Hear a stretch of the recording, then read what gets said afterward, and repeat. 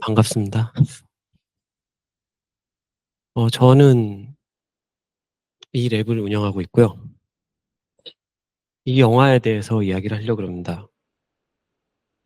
이거 왜 시작했는지 먼저 말씀을 드리는 게 좋을 것 같습니다. 얼마 전에 제가 이거 슬라이드를 이틀 전에 준비했는데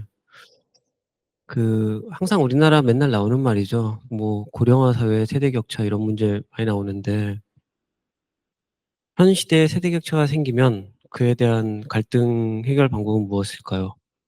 라고 했을 때 여러분들이 하는 대답은 무엇일까요? 저는 그 대답을 한 100만 번 본 것 같습니다. 소통해야 된다고.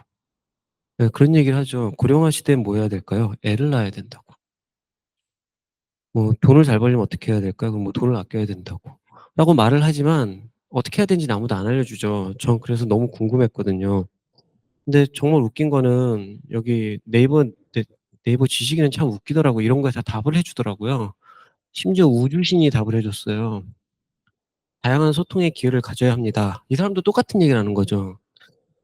근데 다양한 소통을 해야 되는데 저도 저희 회사에 막내가 있는데 그건 내 생각이고 막내 생각도 들어봐야죠. 그쵸?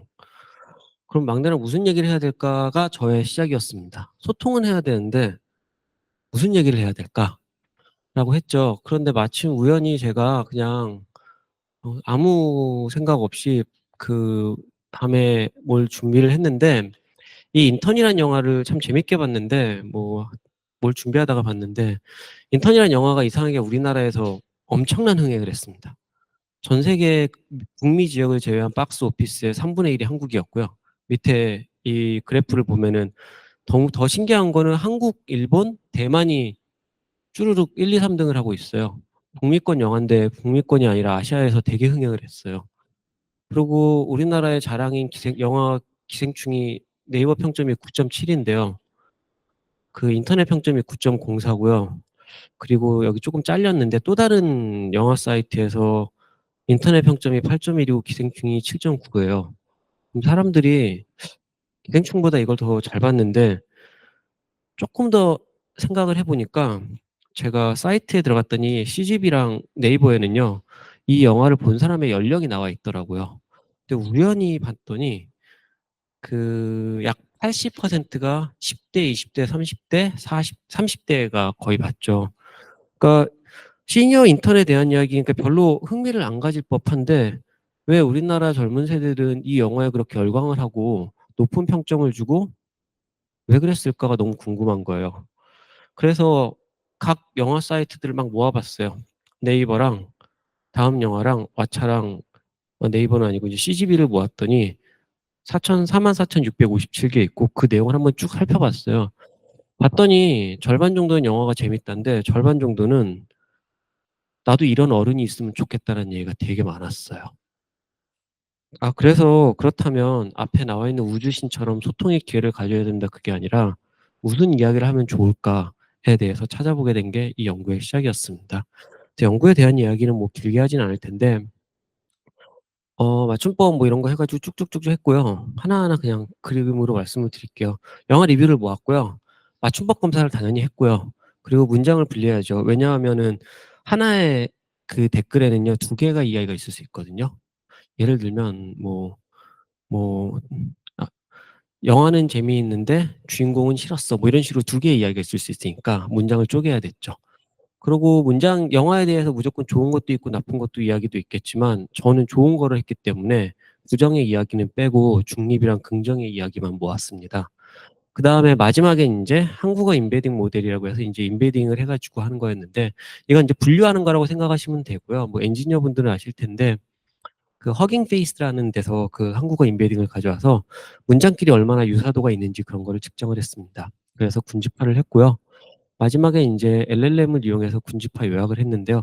사실 이 과정 전체가 뭐 어떤 돈 주고 쓰는 소프트웨어 해 가지고 하면 편하게 할 수는 있어요. 편하게 할 수는 있는데 그게 싫어 가지고 일부러 다 단계별로 했습니다. 굳이 앱을 하는데 저희가 소프트웨어 써서 필요 없고요. 그래서 아시겠지만 데이터 마이닝은 스크래핑을 해 가지고 막 모았고요. 여기 보시면 잔잔하게 보기 좋은 영화 여기 흐흐흐 이런 거 있잖아요. 다 없애고 댓글로 했었죠. 그래서 맞춤법 검사를 했었고요. 예. 맞춤법 검사는 그 한스펠이라고 한국어 파이썬 한스펠이라고 한국어 맞춤법을 잘 맞춰 주는 게 있습니다. 그 기능이 좀 상당해서 그걸로 했고요. 뭐 최고 이런 거를 밑에 있는 최고처럼 해 주고 그리고 뭐 감동적이고 밑에 보면 재밌습니다를 재밌습니다를 이렇게 잘 바꿔 줍니다. 빨간색이 그 사용하기 전이고 초록 파란색이 예 그 한스펠을 이용한 거였습니다. 그다음에 인제 이거를 아까 말했듯이 리뷰는 44,657 개였는데 문장별로 분류를 하니까 72,287 개가 나왔죠. 아까 같이 댓글 하나에 여러 개의 문장이 있을 수 있으니까요. 그래서 키위라는 거를 이용을 해 가지고 이렇게 문장을 쪼갰고요.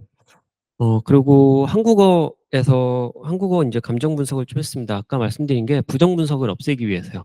저는 이 영화의 좋은 점만 이야기를 하고 싶어 가지고요. 그래서 클로버 센티멘트를 통해서 네 문장에 대해서 이렇게 긍정, 중립, 부정을 클로버 센티멘트가 보여줍니다. 그래서 문장이 그 긍정이랑 중립의 비율이 높은 걸 하고 부정의 비율이 있는 건 다 없앴습니다. 그래서 몇 개가 나왔는지 제가 여기 써 놓진 않았는데 그렇게 했고요. 그리고 사실 K민지 인제 클러스터링을 할 필요도 있고 안 할 필요도 있는데 그거는 제가 여기서 자세히 말하진 않는데 긍정의 문장의 수가 이렇게 뭐 영화평가 6회 뭐 이런 것들이 있죠. 근데 이제 영화평가에 대한 부분을 자르기 위해서 좀 군집화를 했습니다. 저희는 영화평가에 대한 이야기는 하지 않고 시니어에 대한 거 그러니까 어른들에 대한 이야기, 직장에 대한 이야기만 이렇게 따로 모으기 위해서 K민지를 했고요. 그래서 마지막에 하니까 크게 테마가 4 가지로 나오더라고요. 테마가 4 가지로 나왔는데 이 영화를 보고 사람들이 좋은 이야기를 한 게 이게 댓글이 한 10,000개 정도 될 거예요, 합치면요. 그러니까 70,000개 중에 10,000개 정도가 저희가 실제로 쓸모 있는 저희가 생각하는 댓글이었던 거죠. 그래서 시니어와 관련 있는 사회 이슈들이 있었고요. 밑에는 인제 거기에 된 샘플로 된 댓글이라고 보시면 됩니다. 그리고 이 영화를 보고 이 영화의 주인공은 뭐 아시겠지만 로버트 드니로가 IT 회사 커머스 회사에서 시니어 인턴을 하는 거잖아요. 직장에서 시니어는 어떤 것인가? 그리고 멘토와 관련된 이슈가 있었고요. 그리고 그냥 정말 시니어, 보통 직장이 아니더라도 그냥 시니어에 대한 이야기가 있었습니다. 그래서 그거를 요약을 해 보면요. 인제 뭐 LLM을 통해서 요약을 했다 뭐 이것들이 있는데요. LLM이랑 레그라는 걸 통해서 같이 했습니다. 예 그래서 뭐 앞에 댓글들을 쭉 모아 가지고 이 4 개를 요약을 했고요. 그리고서 거기서 많이 나오는 단어들을 이렇게 한번 찾아봤습니다. 그래서 보면은요 4 가지 테마가 나오는데요. 첫 번째 테마는요 이상적 멘토입니다. 그렇죠. 그래서 회사에서 저희가 주니어랑 시니어가 무조건 사이가 나쁜 건 아니라는 생각이 되게 많이 들었어요. 정말 회사에서 키다리 아저씨 같은 그러니까 회사 보통 우리 어른들한테 요구하는 게 인생의 선배라는 생각을 많이 갖고도 있고 어린이라는 생각도 있고 지혜와 연륜이라는 걸 갖고 있다는 걸 분명히 알 수가 있었고요. 두 번째 그럼 직장에서는 특히 위에 선임과 그 밑에 그 직원과의 이야기가 잘 안 된다고 하는데 "과연 어떤 이야기를 할까요?"라고 얘기를 해 보면은 경험을 공유해 주는 걸 좋아할 거고 이건 쪼끔 재밌는 건데 우리나라 분들도 직장의 어른이 친구 같다고 생각을 하고 싶어 하는 것 같더라고요. 그런 것도 있고 직장 공감대를 가지고 있고 열정이랑 연륜 이런 걸 갖고 있죠.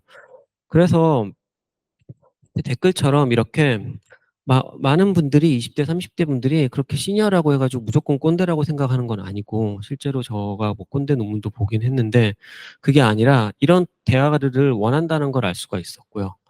그리고 일상 속에서도 저희 회사의 어른을 보면서 '아 이게 나의 할아버지일 수도 있겠다. 그리고 세대 화합이 필요하겠다. 이런 것들의 생각의 변화가 필요하다.' 뭐 이런 것들을 다 이야기한다는 걸 알 수가 있었고요. 그리고 마지막으로 인제 시니어에 관련 사회 이슈가 있겠죠. 그래서 노인 경험 실버 세대 은퇴 어른 고령화 이런 것처럼 해서 저희가 그냥 보통의 사회 이슈들을 이야기를 할 때는 이런 것들이 있다는 걸 알 수가 있었습니다.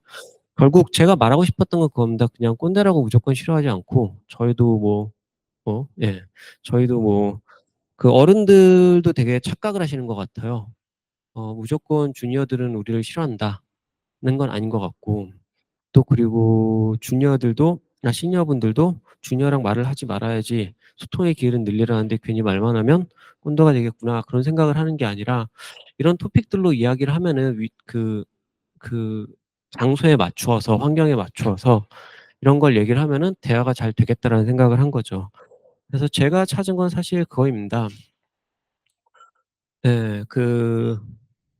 선배와 꼰대의 차이인데 그걸 소통의 기회를 무조건 늘린다고 해 가지고 제가 이거 하면서 가장 좋았던 건 그거였던 것 같아요. 소통의 기회를 무조건 늘리는 게 중요한 게 아니라 우리가 "양보다 질이 중요하다." 그러잖아요. 그렇다면 어떤 대화를 가지고 시작을 해야 되고 어떤 대화에 저희가 뭐 누구랑 얘기를 할 때는 내가 하고 싶은 얘기보다는 상대방이 어떤 얘기를 하고 싶은지가 굉장히 중요하잖아요. 그런 걸 찾아보려고 했던 게 실제 목적이었는데 실제로 인제 그런 걸 찾았던 거죠. 그래서 주니어들이 시니어를 무조건 부정적으로 보는 것도 아니고 소통의 양만큼이나 소통의 질 역시 중요한데 각 세대랑 환경이랑 장소에 따라서 '토픽을 파악해서 그 대화를 하는 것도 어떨까.'라는 생각을 했습니다. 그래서 저는 이 랩을 통해서 논문을 썼고요. 이상하게 제가 랩을 하면요. 저한테 "대학원 어떠냐."고 많이 물어보면은 저는 가지 말라는 얘기를 정말 많이 하거든요. 근데 다 가더라고요. 예. 왜 그런지 모르겠어요. 다 대학원을 가더라고요. 그래서 좀 이상한 것 같아요. 예.